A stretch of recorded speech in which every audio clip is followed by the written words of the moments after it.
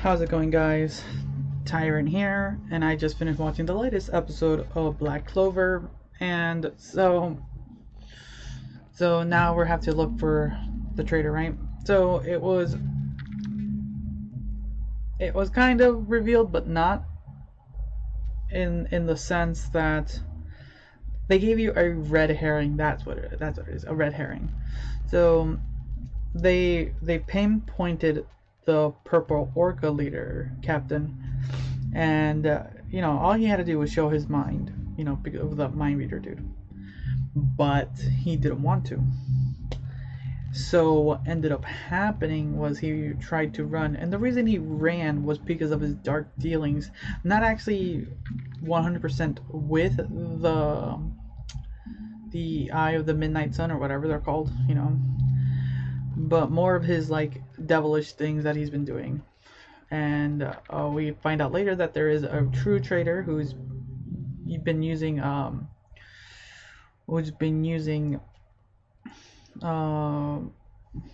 it's that copy magic dude who is literally hiding in plain sight, I would say, because he has copy magic. He has probably taken the ability to shape shift out, I don't know, some mirror shit.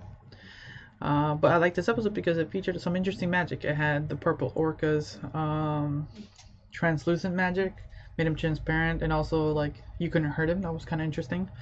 We got to see the youngest member of the captain's paint magic. That was kind of cool. But who? Now we're left wondering who is the true villain here, or true traitor. So I have two thoughts. My highest thoughts is it's the youngest member. One, because he's the most recently introduced into the captains, as we've been informed. And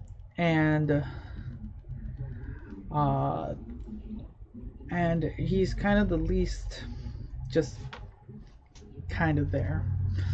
Secondly, it might be that sleeping one, because then they can just throw it in there, like, because she doesn't talk, so it gives the dude more leeway not to say a thing. I'm pretty sure it's not the Golden Dawn guy, because it's too obvious. It's one of those things like you can't spout the obvious, and it'll be, if it is them, then like that's super cliche, like fine, why not? But I feel it might be the young kid. Second would be the sleeping one.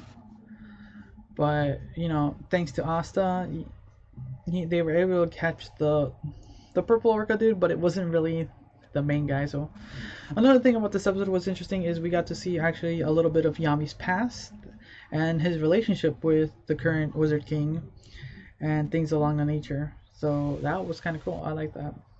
But now the Wizard King is sending them off to a new mission to hunt down the stones that, if you remember in past couple episodes, there was a stone that the evil people had that they were going to use to revive their